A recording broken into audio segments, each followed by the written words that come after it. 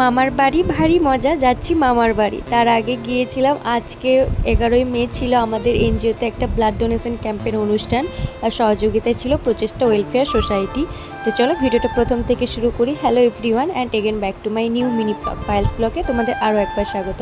এই তো চলে এসেছি, ব্লাড দেওয়া শুরু হয়ে গেছে, অনেক মানুষ ব্লাড দিয়েছে, খুব ভালোভাবে অনুষ্ঠানটা পেরিয়েছে। আমাদের এনজিওতে এটা প্রথমবার ছিল এরকম একটা কাজ, খুব ভালোভাবে সমস্ত কিছু পেরিয়েছে। আমি এখানে বেশি টাইম দিতে পারিনি, যেহেতু আমার আদার্স একটু কাজ ছিল একটু বেশি, তো সেই জন্যে যাই হোক আমি অনেকটা লেট করে ফেলেছি, কিন্তু সমস্ত ভালোভাবে মিটে গিয়েছে। আর শেষ পর্যন্ত আমি থাকতে পারিনি, আমার খুবই খারাপ লাগছিল, কিন্তু কি আর করা যাবে, খুব ভালোভাবে সমস্ত কিছু পেরিয়েছে। আগামী দিনে যাতে আরও ভালো ভালো আমরা কাজ করতে পারি, তোমরা পাশে থেকো।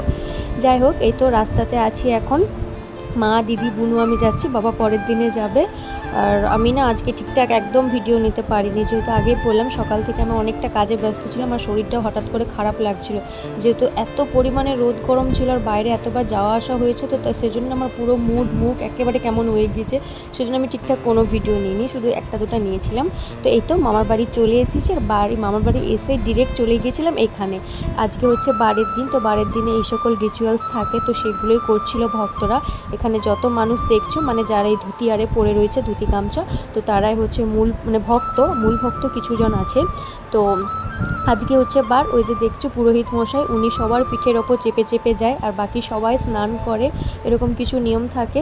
বারের দিনে বেসিক্যালি আসা হয় না, মানে প্রত্যেক বছরই আমি মামার বাড়ি যাই পুজোতে, তোমরা হয়তো যারা আগের বছরে ব্লগ দেখেছো তারা জানবে, কিন্তু এই বারের দিনে যাওয়া হলেও এই জিনিসটা আমি মিস করে যাই, সেই জন্য এই বছর তাড়াতাড়ি গিয়েছি, আর গিয়ে পরে ডিরেক্ট ওখানেই গিয়েছি। তো এই তো তার পরের দিনে এটা, মানে পুজোর সকালে এবার আসছে চণ্ডী ঠাকুর, মাকে নিয়ে আসা হয়, মানে পুজোর স্টার্ট হওয়ার আগে মায়ের যেখানে মানে থাকে মা, সেখান থেকে নিয়ে আসা হয়।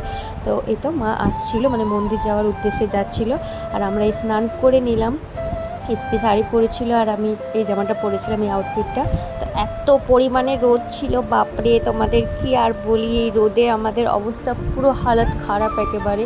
তো মা, মাসি, দিদি, শাশুড়ি, মানে এসপি শাশুড়ি সবাই মিলে আমরা একসাথে যাচ্ছিলাম মন্দিরের উদ্দেশ্যে, এবারে মানে পুজোর থালা দিতে যাব আর কি।